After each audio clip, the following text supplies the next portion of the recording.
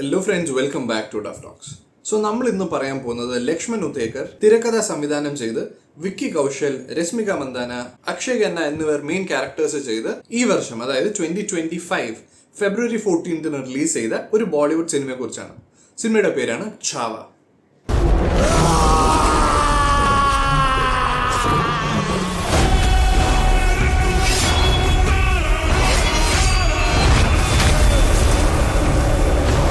ഛാവയുടെ അർത്ഥം എന്ന് പറഞ്ഞാൽ ലയൺ കബ് എന്നാണ്, അഥവാ സിംഹക്കുട്ടി. ഈ സിനിമ എന്ന് പറയുന്നത് ശിവജി സാവന്ത് എന്ന് പറയുന്ന ഒരു നോവലിസ്റ്റ് എഴുതിയ ഛാവ എന്ന് പറയുന്ന ഒരു നോവലിന്റെ ബേസിസിൽ ചെയ്തിട്ടുള്ള ഒരു സിനിമയാണ്. ഈ സിനിമ നമുക്ക് വേണമെങ്കിൽ ഒരു ഹിസ്റ്റോറിക്, ഒരു ആക്ഷൻ മൂവി എന്ന് വേണമെങ്കിൽ പറയാം. ഈ സിനിമ ഒരു റിയൽ ലൈഫ്, ഒരു ഇൻസിഡന്റിന്റെ ബേസിസിലുള്ള ഒരു സിനിമയാണ്. അതായത് ഇതിന്റെ ബേസ് പ്ലോട്ട് എന്താന്ന് വെച്ചാൽ, ഛത്രപതി ശിവജി മഹാരാജ്, അതായത് മറാഠ എംപയറിന്റെ കിങ് ആണ്. പുള്ളിക്കാരൻ മരണപ്പെട്ട് കഴിഞ്ഞപ്പോഴത്തേന് ആ പുള്ളിക്കാരന്റെ ഒരു സ്ഥാനത്തേക്ക് മകനായിട്ടുള്ള സംഭാജി മഹാരാജ് ആ ഒരു പൊസിഷനിലേക്ക് വരികയാണ്.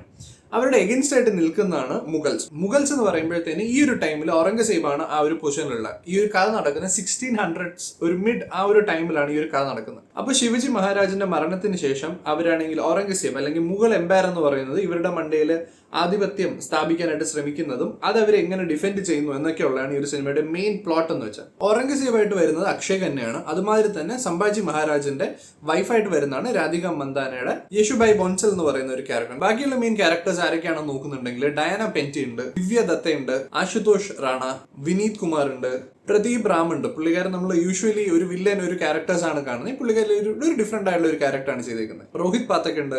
പിന്നെ നമ്മൾ കണ്ട് ഫെമിലിയർ ആയിട്ടുള്ള കുറച്ചധികം ആൾക്കാരുണ്ട് ഈ ഒരു സിനിമയിൽ. അജയ് ദേവ്ഗണിന്റെ ഒരു നരേഷനിലാണ് ഈ ഒരു സിനിമ പോകുന്നത്. ഇതൊരു 2.5 മണിക്കൂർ സിനിമയാണെങ്കിൽ നമുക്ക് ലാഗ് എന്ന് പറയുന്ന കാര്യം അങ്ങനെ വലുതായിട്ട് തോന്നില്ല എന്നുള്ളതാണ് എൻ്റെ ഒരു ഒപ്പീനിയൻ വെച്ചിട്ടാണ്. ഈ ഒരു 2 പാർട്ടായിട്ട് വേണമെങ്കിൽ ഈ ഒരു സിനിമ ചെയ്യായിരുന്നു എന്ന് തോന്നുന്നു. ഒരുപാട് ഇവന്റ്സും കൂടി ആഡ് ചെയ്തിരുന്നെങ്കിൽ കുറച്ചും കൂടി ബിലീവബിൾ ഒരു ഫാക്ടർ വന്നേനെ എനിക്ക് തോന്നുന്നു. 2.5 മണിക്കൂർ എന്ന് പറയുന്ന ഒരു ടൈം ഡ്യൂറേഷനിൽ നിർത്തണം, അല്ലെങ്കിൽ 3 മണിക്കൂർ മാക്സിമം എന്നുള്ളത് കൊണ്ട് തന്നെ ഒരുപാട് ഇവന്റ്സ് അവർ ചെയ്യാതെ കട്ട് ഷോട്ട് ചെയ്തിട്ടുണ്ടെന്നാണ് തോന്നുന്നത്. കാരണം നമുക്ക് ചില കാര്യങ്ങളൊന്നും സ്റ്റാർട്ടിങ്ങിലുള്ള ഇപ്പൊ എന്താണ് സംഭവിച്ചേക്കുന്നത്, ഇവന്റ് എന്താണ്, അല്ലെങ്കിൽ ഇപ്പൊ പറഞ്ഞല്ലോ നമ്മുടെ ശിവജി മഹാരാജിന്റെ ഒരു മരണം കഴിഞ്ഞിട്ടാണ് ഈ ഒരു കഥ തുടങ്ങുന്നതിന്. അപ്പൊ അതിന് മുമ്പുണ്ടായിരുന്ന ചെറിയ സീൻസോ അങ്ങനെയുള്ള കാര്യങ്ങളൊന്നും വലുതായിട്ട് അവർ കാണിച്ചിട്ടില്ല. അവിടെ നിന്നാണ് സ്റ്റാർട്ട് ചെയ്യുന്നത്.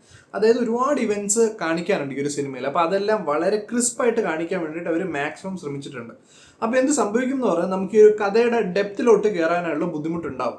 ഇതിനു മുമ്പ് മുഗൾസും അതുമാതിരി തന്നെ എന്താ പറയാ മറാഠ എംപയർ തമ്മിലുള്ള റൈവൽറി അതൊക്കെ എങ്ങനെയാണ് ഫോം ചെയ്യുന്നത്, അത് എപ്പോൾ തൊട്ടുണ്ട്, അപ്പൊ അങ്ങനെയുള്ള കാര്യങ്ങളും നമുക്ക് കിട്ടില്ല. പണ്ട് പഠിച്ചിട്ടുള്ള കുറെ കാര്യങ്ങൾ തന്നെയാണ് ഈ ഒരു സിനിമയിലുള്ളത്. പക്ഷെ അതൊന്നും നമുക്ക് ഓർമ്മ ഉണ്ടാവണം എന്നില്ല. അതുകൊണ്ട് തന്നെ ഈ ഒരു സർട്ടൻ പോയിന്റിൽ നിന്ന് അത് സ്റ്റാർട്ട് ചെയ്യുമ്പോഴത്തേനും നമുക്ക് അത്രയ്ക്ക് ബിലീവബിൾ അല്ലെങ്കിൽ ഒരു സിനിമയുടെ ഉള്ളിലേക്ക് കയറുന്ന ഒരു ഫീല് കിട്ടണം എന്നില്ല. Is it A good movie എന്നൊരു ഒറ്റ വാക്കി ചോദിച്ചാൽ ഓഫ് കോഴ്സ് യെസ്, വളരെ നല്ലൊരു മൂവി എന്ന് തന്നെ നമുക്ക് പറയാൻ പറ്റും. പക്ഷേ ഇപ്പൊ പറഞ്ഞ മാതിരി 1-2 പാർട്ട് ആക്കാമായിരുന്നു, അല്ലെങ്കിൽ കുറച്ചും കൂടി ഒരു ലോങ് ആയിട്ട് കുറച്ചും കൂടി സ്റ്റോറി, കുറച്ച് ബാക്ക്ഗ്രൗണ്ട് കാര്യങ്ങളൊക്കെ പറഞ്ഞിട്ട് ആ ഒരു രീതിയിൽ ഈ ഒരു സിനിമ പോയിരുന്നെങ്കിൽ കുറച്ചും കൂടി ഇൻട്രസ്റ്റിംഗ് ആയേനെ എന്ന് എനിക്ക് തോന്നുന്നുണ്ട്. ഈ സിനിമ ഇപ്പോൾ OTT-യിൽ റിലീസ് ചെയ്തിട്ടുണ്ടായിരുന്നു, നെറ്റ്ഫ്ലിക്സിലാണ് ഇപ്പൊ റിലീസ് ചെയ്തത്. ഈ ഒരു സിനിമ OTT-യിൽ കണ്ട സിനിമയേ അല്ല എന്നുള്ളതാണ് കാര്യം. ഇതിന്റെ വിഷ്വൽസ് ആണെങ്കിലും ശരി, സൗണ്ടിങ്, BGMs, ആ ഒരു എഫക്റ്റ് ഒക്കെ നമുക്ക് കറക്റ്റ് ആയിട്ട് കിട്ടണമെങ്കിൽ ഓഫ് കോഴ്സ് നമ്മൾ ഒരു തിയേറ്ററിൽ കണ്ടാൽ മാത്രമേ കിട്ടത്തുള്ളൂ. കാര്യം അത്രയ്ക്ക് ലാർജർ ദാൻ ലൈഫ്, അല്ലെങ്കിൽ അത്രയും ഒരു വൈഡ് ഒരു വിഷ്വൽ സ്പെക്ട്രം നമുക്ക് കാണാൻ പറ്റും ഈ ഒരു സിനിമയിൽ. ഒരുപാട് ഭംഗിയുള്ള വിഷ്വൽസ്, സിനിമാറ്റോഗ്രഫിയുടെ കുറെ ബ്രില്യൻസ് ഒക്കെ നമുക്ക് കാണാൻ പറ്റും. പക്ഷെ അതൊന്നും നമുക്കൊരു ഫോൺ അല്ലെങ്കിൽ ലാപ്ടോപ്പിൽ അത് എക്സ്പീരിയൻസ് ചെയ്യാൻ പറ്റണം എന്നില്ല. അത്രയും വലിയൊരു സ്ക്രീനിൽ കാണുന്നെങ്കിൽ മാത്രമേ നമുക്ക് അതിൻ്റെ ഒരു ഭംഗി കംപ്ലീറ്റ്ലി നമുക്ക് കിട്ടുള്ളൂ എന്നുള്ളൊരു കാര്യം ഞാൻ പറയാനായിട്ട് ആഗ്രഹിക്കുന്നു. ഈ സിനിമയിൽ കുറച്ച് ഡ്രാമ എന്ന് പറയുന്ന ഒരു കാര്യമുണ്ട്. കുറച്ചൊരു പ്ലോട്ട് ഫോർമേഷൻ കാര്യങ്ങളൊക്കെ കാണിച്ചിട്ടുണ്ട്. പക്ഷെ അതെനിക്ക് അത്ര പോരായിരുന്നു എന്നാണ് തോന്നുന്നത്. ഇതിന്റെ ആക്ഷൻസിലോട്ടൊക്കെ വരുന്നത് ഗംഭീരമായിട്ട് തന്നെ വന്നിട്ടുണ്ട്. ചില ആക്ഷൻസ് ഒക്കെ തന്നെ കുറച്ച് ഓവർ ദ ടോപ്പ് എനിക്ക് തോന്നിയിട്ടുണ്ട്. ഒരു റിയലിസ്റ്റിക് രീതിയിൽ ഒരിക്കലും ഈ സിനിമ എടുത്ത് വെക്കണം എന്ന് ഞാൻ ആഗ്രഹിക്കില്ല. പക്ഷെ ചില സീൻസ് ഒക്കെ തന്നെ കുറച്ച് ഒരു പൊടിക്ക് ഓവറായതുപോലെ, കുറച്ച് മാസ് മസാല കൂടുതൽ എറിഞ്ഞ മാതിരി തോന്നിയിട്ടുണ്ടായിരുന്നു. കുറച്ചും കൂടി റിയലിസ്റ്റിക് ആയിട്ട് ആ ഒരു സീൻസ് ഒക്കെ എടുത്ത് വെക്കാമായിരുന്നു എന്ന് എനിക്കൊരു തോന്നലുണ്ട്. കാര്യം ഓഫ് കോഴ്സ് ഇതൊരു ഹിസ്റ്ററിയിൽ നടന്ന ഒരു ഇവന്റ് ആണ്. അപ്പൊ അത് കാണിക്കുമ്പോൾ കുറച്ചും കൂടി റിയലിസ്റ്റിക് ആയിരുന്നെങ്കിൽ നമുക്ക് കുറച്ചും കൂടി കണക്ട് ആയിരുന്നു, കുറച്ചുകൂടി ബിലീവബിൾ രീതിയിൽ നമുക്ക് ഒരു സിനിമേനെ കാണാമായിരുന്നു എന്ന് എനിക്ക് തോന്നുന്നുണ്ട്. അതുമാതിരി തന്നെ ഇതിന്റെ മ്യൂസിക് ഒക്കെ തന്നെ ചില സ്ഥലങ്ങളിലൊക്കെ നന്നായിട്ട് വന്നിട്ടുണ്ട്. ചില സ്ഥലങ്ങളിൽ അത്ര ഗംഭീരം എന്ന് എനിക്ക് പറയുന്ന ഒരു രീതിയിൽ തോന്നിയിട്ടില്ല. റഹ്മാനാണ് ഈ ഒരു സിനിമയുടെ മ്യൂസിക് ചെയ്തേക്കുന്നത്. പുള്ളിക്കാരന്റെ അത്രയും വിവരവും അത്രയും കഴിവോ മ്യൂസിക്കിനെ കുറിച്ച് ജ്ഞാനം പരിജ്ഞാനം ഒന്നും എനിക്കില്ല എന്നുള്ളത് എനിക്ക് തീർച്ചയായിട്ടും അറിയാം.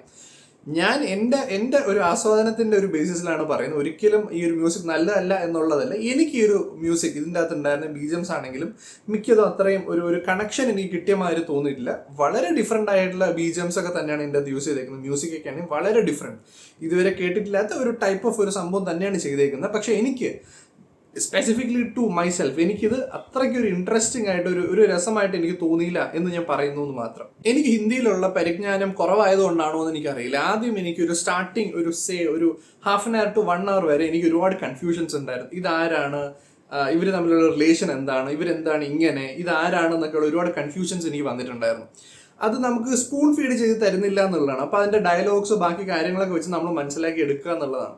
അതെനിക്ക് എടുക്കാൻ പറ്റാത്ത എൻ്റെ ഗ്രാസ്പിംഗ് പവറിൻ്റെ കുറവായിരിക്കാം എന്ന് എനിക്ക് തോന്നുന്നു. എനിക്ക് സ്റ്റാർട്ടിങ്ങിൽ ഒട്ടും ഒരു ക്ലാരിറ്റി എനിക്ക് വന്നിട്ടില്ലായിരുന്നു. എനിക്ക് ഒരുപാട് ഡൗട്ട്സ് വന്നിട്ടുണ്ടായിരുന്നു ഈ സിനിമ കണ്ട് തുടങ്ങിയപ്പോഴത്തേനും.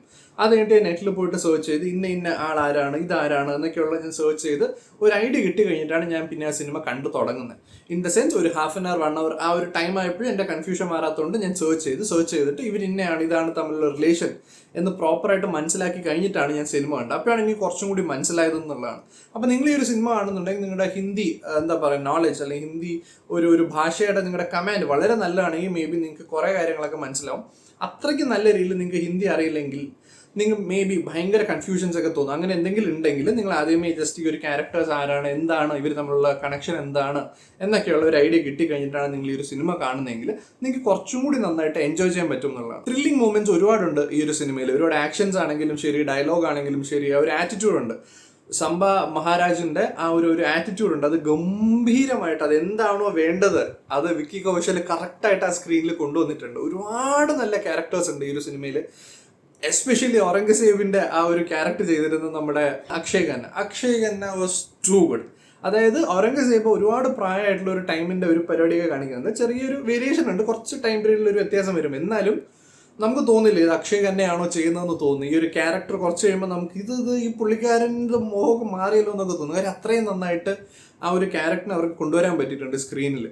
ആ ഒരു ആറ്റിറ്റ്യൂഡ് ആണെങ്കിലും പുള്ളിക്കാരൻ്റെ ഒരു സാധനം ഉണ്ട്, അതൊക്കെ ഗംഭീരമായിട്ട് സ്ക്രീനിൽ വന്നിട്ടുണ്ട്. ഏറ്റവും എടുത്തു പറയേണ്ട ഒരു കാര്യമാണ്. അതുപോലെ തന്നെ മേക്കപ്പ് ടു ഗുഡ് എന്ന് വെച്ചാൽ ടു ഗുഡ്. ഇതിൻ്റെ അകത്തുള്ള മേക്കപ്പ്, അതുപോലെ തന്നെ കോസ്റ്റ്യൂംസ്, ആർട്ട് ഡിപ്പാർട്ട്മെന്റ് എല്ലാവരും വേറെ ലെവലാണ്. നമുക്ക് ഈ ഒരു സിനിമ കാണുമ്പോഴത്തേനും നമ്മൾ ആ ഒരു സ്ഥലത്ത്, ഈ ഒരു ഇൻസിഡന്റ് നടന്ന സ്ഥലത്ത് നമ്മൾ ഉള്ളതുപോലെ നമുക്ക് തോന്നും എന്നുള്ളതാണ്. അവർ അത്രയും ക്ലാരിറ്റിയിൽ ഓരോ ക്യാരക്ടേഴ്സിന്റെ ഡ്രസ്സാണെങ്കിലും ശരി, അവിടുത്തെ ഒരു അറ്റ്മോസ്ഫിയർ സെറ്റ് ചെയ്യുന്നതാണെങ്കിലും ശരി, കുറെ പ്രോപ്സ് ഒക്കെ ഉണ്ട്, കുറെ ടെന്റ്, പിന്നെ യുദ്ധത്തിന്റെ കുറെ സാധനങ്ങൾ, കുറെ ഒരു സെറ്റപ്പ് ഉണ്ടല്ലോ, അതൊക്കെ തന്നെ ഗംഭീരമായിട്ട് വന്നിട്ടുണ്ട്.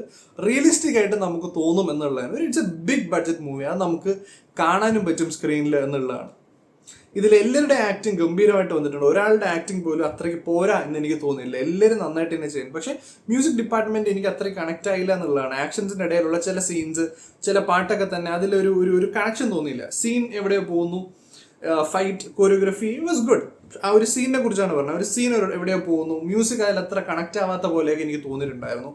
അതുകൂടെ വന്നിരുന്നെങ്കിൽ ചിലപ്പോൾ കുറച്ചും കൂടി നല്ലൊരു സിനിമ എന്ന് എനിക്ക് ചിലപ്പോൾ പറയാൻ പറ്റിയേനെ എന്നുള്ളതാണ്. ക്ലൈമാക്സിലോട്ട് എത്തുമ്പോഴത്തേനും ഞാൻ എക്സ്പെക്ട് ചെയ്ത ഒരു സാധനമല്ല. എനിക്കറിയില്ല, എനിക്ക് കഥ എന്താണെന്നുള്ള ഒരു ഐഡിയ ഒന്നും ഇല്ലായിരുന്നു. പക്ഷേ ലാസ്റ്റ് എത്തിയപ്പോഴത്തേനും ആ ഒരു ക്ലൈമാക്സിൽ വിക്കി കൗശലിന്റെ ഒരു പെർഫോമൻസ് ഒക്കെ തന്നെ വേറെ ലെവലായിരുന്നു. ആ ക്യാരക്ടറിന് അത്രയും ഡെപ്ത് ഉള്ള ഒരു ക്യാരക്ടറാണ്.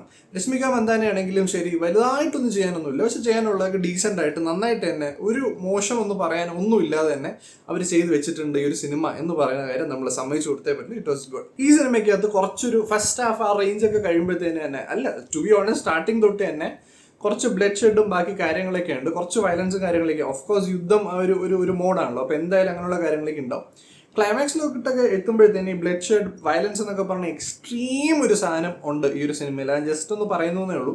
അതൊന്നും നിങ്ങൾക്ക് ചിലപ്പോൾ കാണാൻ വലിയ താല്പര്യമില്ലാത്ത ആൾക്കാരാണെങ്കിൽ മേ ബി നിങ്ങൾ ചിലപ്പോൾ ഈ സിനിമ അത്രയ്ക്ക് ഇഷ്ടപ്പെടണമെന്നില്ല. പക്ഷെ കഥ എന്ന് പറയുന്ന സാധനം, അതിൻ്റെ ഒരു ഫൈറ്റ്, ബാക്കി ആ ഒരു സിനിമ പോകുന്ന രീതി, ആ ഒരു കഥ പ്രോഗ്രസ് ചെയ്യുന്ന രീതിയൊക്കെ വളരെ ഇൻട്രസ്റ്റിംഗ് ആണ്. ആ ഒരു പോർഷനൊക്കെ നിങ്ങൾക്ക് എന്തായാലും ഇഷ്ടപ്പെടുകയും ചെയ്യും. ഇതിൽ സ്ക്രീൻ പ്ലേ, ഒരു സീനിൽ നിന്ന് വേറൊരു സീനിലോട്ട് പോകുന്ന ട്രാൻസിഷൻ ആണെങ്കിലും ശരി, ഈ രണ്ട് സീൻസ് തമ്മിലുള്ള ഒരു കണക്ഷൻ, അങ്ങനെയുള്ള കാര്യങ്ങൾ ചില സ്ഥലങ്ങളിലൊന്നും അത്രയ്ക്ക് നന്നായിട്ട് വന്നിട്ടില്ല എന്ന് തോന്നുന്നു. ഒരു ബന്ധമില്ലാത്ത ചില സീൻസ് അങ്ങോട്ടും ഇങ്ങോട്ടും വരുന്ന മാതിരിയൊക്കെ തോന്നിയിട്ടുണ്ടായിരുന്നു. അതുപോലെ തന്നെ ഇത് നടക്കുമ്പോൾ അതൊരു ഒരു പീരീഡ് ഓഫ് ടൈമിലാണ് നടക്കുന്നത്. ഒരിക്കലും ഇന്ന് നടക്കുന്നു നാളെ നടക്കുന്നു എന്നുള്ളതല്ല. അപ്പോൾ ഒരു ടൈം ഫ്രെയിം കുറച്ചും കൂടി ക്ലാരിറ്റിയിൽ കാണിച്ചിരുന്നെങ്കിൽ നമുക്ക് കുറച്ചും കൂടി റിലേറ്റ് ചെയ്യാൻ പറ്റിയെന്ന് എനിക്ക് തോന്നുന്നു. എത്ര കാലം അത് എടുത്തു എന്നൊക്കെ ഉള്ളത് അതൊന്ന് കാണിച്ചിരുന്നെങ്കിൽ എന്ന് തോന്നുന്നുണ്ട്. ഇതൊക്കെ കാരണം നമുക്ക് ക്ലാരിറ്റി അത്രയ്ക്ക് കിട്ടില്ല. ഈ ഒരു ക്യാരക്ടേഴ്സ് അല്ലെങ്കിൽ ഈ ഒരു ഇവന്റിനെ കുറിച്ചുള്ള ക്ലാരിറ്റി കുറച്ചൊന്ന് കുറഞ്ഞു പോയെന്ന് തോന്നിയിട്ടുണ്ട്. ജസ്റ്റ് ഒന്ന് മെൻഷൻ ചെയ്തു എന്ന് മാത്രം. അക്കോർഡിംഗ് ടു മീ നേരത്തെ പറഞ്ഞ അതേ കാര്യമാണ്. ഇറ്റ്സ് എ ഗുഡ് മൂവി എന്ന് ഉറപ്പായിട്ടും പറയാൻ പറ്റും. കണ്ടിട്ട് നിരാശ തോന്നാനുള്ള കാര്യങ്ങൾ ഈ ഒരു സിനിമയിൽ ഉണ്ടെന്ന് തോന്നുന്നില്ല. It was good.